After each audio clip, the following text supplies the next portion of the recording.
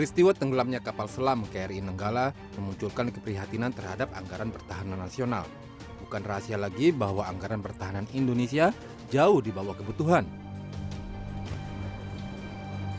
Namun demikian, dalam beberapa hari terakhir ini publik dihebohkan dengan rencana anggaran pertahanan.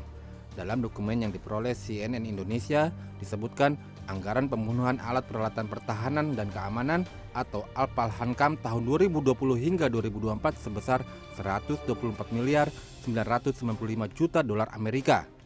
Jumlah ini setara sekitar 1.700 triliun rupiah. Dari dokumen berbentuk rancangan Perpres itu pula disebutkan bahwa 79 miliar dolar diantaranya digunakan untuk pengadaan persenjataan. Dari jumlah itu, 20 miliar dolar telah dialokasikan pada daftar rencana pinjaman luar negeri. Anggaran sebesar 124 miliar dolar ini jumlahnya sangat fantastis. Sebagai gambaran, sebuah kapal selam yang kita beli dari Korea itu harganya hanya sekitar 357 juta dolar. Artinya, dengan anggaran sebanyak itu, kita bisa membeli sebanyak 357 kapal selam. Luar biasa bukan? Dan yang lebih luar biasa adalah dalam pasal 4 rancangan Perpres itu disebutkan anggaran pengadaan ini dilakukan pada periode 2020 sampai dengan 2024. Artinya, dalam waktu 2,5 tahun, anggaran ini harus terserap. Padahal kita tahu produksi senjata seperti tank, kapal perang atau pesawat tempur itu memakan waktu sekitar 3 sampai dengan 5 tahun, kecuali barang bekas. Selain itu, pembelian senjata tentu perlu perencanaan matang, karena ini terkait dengan sarana dan prasarana perawatan, sumber daya manusia, dan lainnya. Jadi itu menurut saya Perpresnya ajaib sekali. Yang pasal pertama nyatakan soal 20 miliar dolar, pasal berikutnya 104 miliar dolar, dan semuanya harus diselesaikan selama 2024.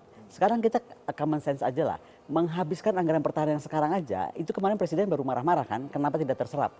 Anda bayangkan, tiba-tiba sekarang kita mesti menyerap dalam 2,5 tahun, jumlah sebesar 1.760 triliun, TNI tidak dilibatkan. Saya Panglima TNI, Anda boleh cek Panglima TNI atau kamu kepada masing-masing kepala staf gitu loh. Di sisi lain ada pula dokumen yang menyebutkan Kementerian Pertahanan membuat sebuah perusahaan bernama PT Teknologi Militer Indonesia atau PT TMI. Dalam dokumen yang ditandatangani Prabowo itu disebutkan PT TMI dibentuk oleh Kementerian Pertahanan dan dikontrol langsung oleh sang menteri. Perusahaan ini bertujuan mengakselerasi proyek dan pengadaan hal pertahanan. Disebutkan pula PT TMI dipimpin oleh Majen Purnawirawan Glenny Kayurupan dan Harsusanto. Glenny Kayurupan sendiri merupakan kawan dekat Prabowo, sementara Harsusanto adalah mantan dirut PT PAL. Dari situs PT TMI disebutkan menyediakan berbagai produk alutsista, namun tidak disebutkan secara detail jenis maupun merek alutsista yang dimaksud. Kami pun berupaya menghubungi pihak PT TMI, namun tidak memperoleh tanggapan. Sesuai alamat tertera di situsnya, kami pun mendatangi alamat perusahaan tersebut. Di alamat tersebut memang terdapat PT TMI. Di gedung yang terlihat sepi ini, PT TMI menempati lantai 1 dan 2. Hanya saja, kami tidak bisa menemui siapapun dari pihak PT TMI karena saat kami datangi, hanya ada satu pegawai di PT TMI yang tak bersedia memberi keterangan apapun. Tapi Bapak kerja di sini, Pak? Bukan? PT TMI ini apa? Kalau lahir dari yayasan, mana boleh yayasan itu berbisnis senjata?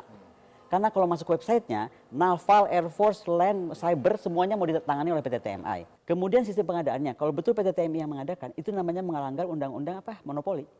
Selain juga undang-undang yayasan nggak boleh. Juga. Apa? Undang-undang pertahanan juga melanggar. Iya, melanggar juga undang-undang pertahanan. Terus mana nih faktor TOT, faktor segala macam gitu. Karena kalau mau jadi, apakah PT ini apa bergeraknya saya nggak tahu, broker. Apa kan saya nggak ngerti. Itulah yang mesti diterangkan menteri.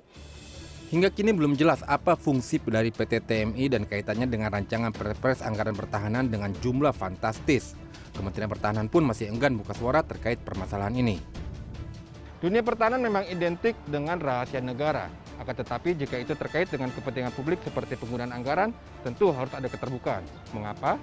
Karena uang yang digunakan adalah uang saya, uang kamu, uang kita semua. Selain itu, proses pengadaan pun seharusnya terbuka dan transparan, agar masyarakat bisa menilai bahwa uang pajak mereka telah digunakan dengan baik dan benar. Tim Liputan, CNN Indonesia.